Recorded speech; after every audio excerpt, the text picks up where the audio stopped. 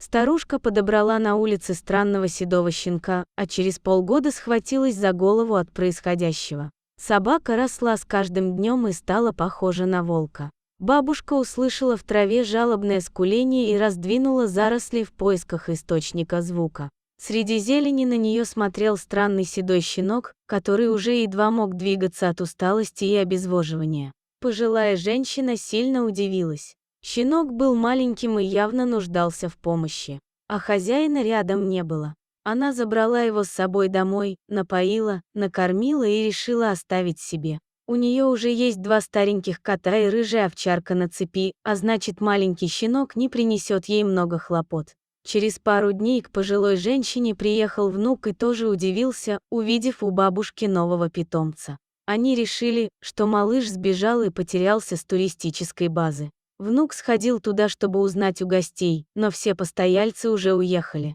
Бабушка решила не искать хозяев и оставила малыша себе. Шло время, и через пару месяцев она заметила, что пес растет каким-то странным. Шерсть шла косматая, клочками, размеры увеличивались с каждым днем. Через полгода старушка схватилась за голову, пес был огромный и весело заваливал ее овчарку в игре. Она перепугалась не на шутку и уже решила, что подобрала волчонка. На выходных опять приехал внук, посадил в машину бабушку и Серого, так назвали пса, и помчались в ветеринарную клинику в городе. Правда, для подстраховки псу надели намордник. Ветеринар тщательно осмотрел питомца и пошутил над бабушкой, мол, зачем ей дикий волчонок, но на самом деле врач сказал, что это быстро растущий щенок ирландского волкодава. Специалист успокоил бабушку, что порода эта безобидная, вот только ему нужно воспитание и правильное питание. Рос он крепким и здоровым, прививки ему сделали, поэтому переживать не стоит.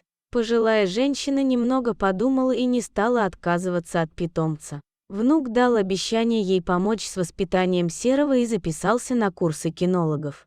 А уж откормить волкодава бабушка и сама сможет. Спасибо, дорогой друг, что дослушал до конца. Делись своим мнением в комментариях, а также подписывайся на канал.